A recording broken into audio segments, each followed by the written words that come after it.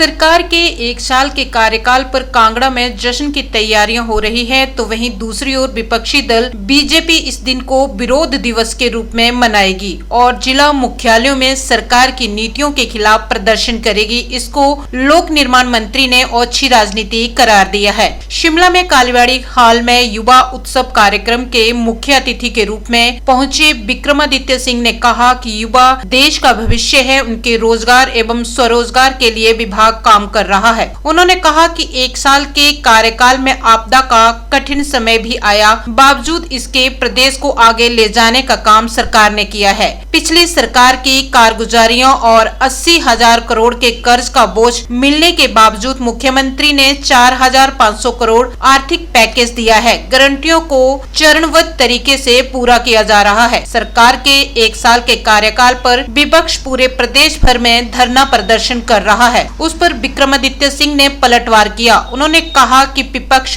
ओछी राजनीति कर रहा है। उन्होंने कहा कि परिणाम कहीं और आए हैं, जयराम नाटी यहाँ डाल रहे हैं। यूं ही नहीं, नाटी किंग कहा जाता उन्हें। अपने परिणाम देखने चाहिए। उन्हें एक साल पहले सत्ता से बाहर का रास्ता दिखाया गया था, अब अनाप शनाप बयानबाजी कर रहे हैं। छत्तीसगढ़ के पैसे के इस्तेमाल को लेकर उन्होंने कहा कि तमाम जांच एजेंसियां उनके पास हैं, उनकी जांच करवाएं। उन्होंने गरिमापूर्ण तरीके से बयानबाजी करनी चाहिए। आपदा को लेकर भाजपा ने विधानसभा में सरकार का समर्थन क्यों नहीं दिया, जयराम को इसका जवाब देना चाहिए। वहीं प्रतिभा सिंह के बयान पर विक्रमादित्य सिंह ने कहा कि उन्हें इसकी जानकारी नहीं है, लेकिन अगर उन्होंने ऐसा कहा है तो सीएम इसका जवाब देंगे। संगठन की प्रमुख प्रतिभा सिंह है, सरकार भी संगठन से ही बनती है। निश्चित तौर पर सीएम संगठन के साथ तालमेल बनाकर आगे बढ़ेंगे। वहीं बर्फबारी के दौर को लेकर विक्रमादित्य सिंह ने कहा कि नई मशीनरी खरीदने के साथ स्नो फ्लोअर जेसीबी व्हीकल सड़कों पर लगाई जाएगी। बर्फ प्रभावित क्षेत्रों की सड़कों को जल्द बहाल करने के निर्देश दिए गए हैं और इसको लेकर अधिकारियों के साथ बैठक भी की जाएगी। प्रदेश में कांग्रेस पार्टी की सरकार को बने एक साल पूरा हो गया है लगभग, और मैं समझता हूं कि बहुत कठिन समय में हमने सरकार को जो है उसका जिम्मेवारी प्रदेश के अंदर निभाई है, क्योंकि जब से कांग्रेस पार्टी की सरकार बनी है, जो पिछले सरकार की कारगुजारियां हैं उसकी वजह से जो करीबन 80,000 करोड़ रुपए का ऋण प्रदेश सरकार पर है, उसके बावजूद हमने मिलकर हिमाचल प्रदेश को आगे ले जाने में पूरा प्रयास किया है। चाहे रोजगार स्वरोजगार के साधनों की बात है, प्रदेश में कर्मचारियों के लिए ओपीएस को लागू करने की बात है, या और भी जो बातें हमने कही हैं उनको चरणबद्ध तरीके से प्रदेश के अंदर इम्प्लीमेंट किया जा रहा है।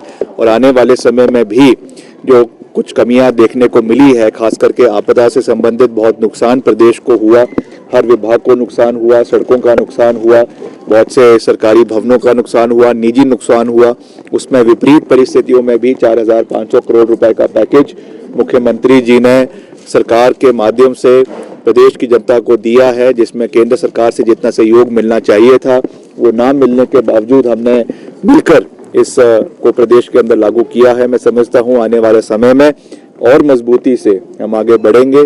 चैलेंजेस जरूर है, इसमें कोई दो राय नहीं है, मगर हमारी वचनबद्धता है कि जो बातें हमने करी हैं उनको हम चरणबद्ध तरीके से प्रदेश के अंदर लागू करेंगे, ये मैं कह सकता हूँ। विपक्ष काले दिवस के रूप में ये विरोध दिवस के रूप में मनाने की बात है।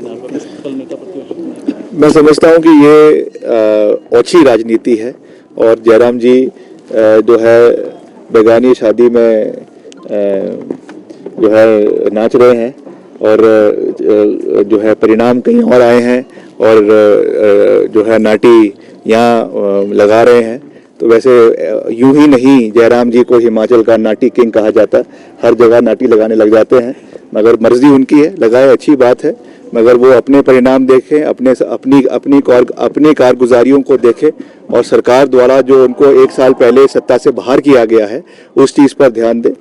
अगर मुद्दों के ऊपर विरोध करेंगे हमें कोई दिक्कत नहीं है, मगर बेवजह अनशंट बयानबाजी करना, पिछले कल मैं उनका छत्तीसगढ़ का बयान पढ़ रहा था कि छत्तीसगढ़ के जो है पैसे से यहाँ पे सरकार बनी है, इस तरीके की तथ्यहीन बातें करना मैं समझता हूँ उनको बिल्कुल भी शोभा नहीं देता।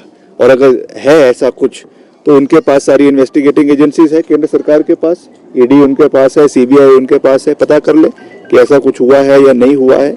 मैं समझता हूं कि ये इस तरीके की बात करना उनको शोभा नहीं देता है और गरिमा पूर्वक रहकर जो है वो उनको बयानबाजी करनी चाहिए। प्रदेश हित में कार्य सरकार कर रही है, उसमें उनको सहयोग करना चाहिए। उनको ये जवाब देना चाहिए कि हिमाचल में जब आपदा आई और विधानसभा में जब हम जो है सर्वसम्मति से हमने सर्वदलीय बैठक करके ये निवेदन किया कि आप जो है आपदा के लिए सब लोग इसमें समर्थन दे, तो भाजपा के लोगों ने उसमें समर्थन क्यों नहीं दिया, इसका जवाब जो है वो जयराम जी को प्रदेश की जनता को देना चाहिए। सर ये भी आरोप लगा रहा